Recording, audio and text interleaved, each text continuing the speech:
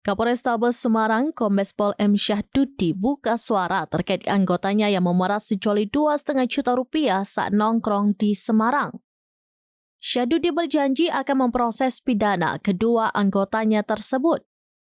Adapun kedua anggotanya tersebut yakni Aibtu Kusno 46 tahun, anggota Sentra Pelayanan Kepolisian Terpadu atau SPKT Polrestabes Semarang, dan Aibda Roy Legowo 38 tahun, anggota Samapta Polsek Tembalang.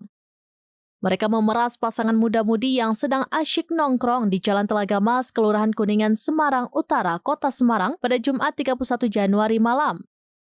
Terkait dugaan tindak pidana pemerasan yang dilakukan Aibtu Kusno dan Aibda Roy ini, selanjutnya akan diproses pidananya oleh Satreskrim Polrestabes Semarang. Melansir Tribunnews.com pada Senin 3 Februari 2025, Kombes Pol M. Syahduti menyebut kedua anggotanya akan dijerat pasal 368 KUHP tentang tindak pidana pemerasan. Informasi terbaru, dua polisi anggota Polrestabes Semarang yang melakukan pemalakan tersebut kini telah ditahan dan terancam akan disidang secara etik.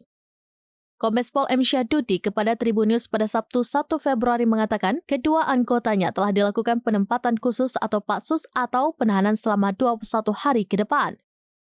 Menurutnya, kedua anggota tersebut saat ini sedang dilakukan pemeriksaan oleh Seksi Propam Polrestabes Semarang. Mereka nantinya akan dikenakan sanksi kode etik profesi kepolisian.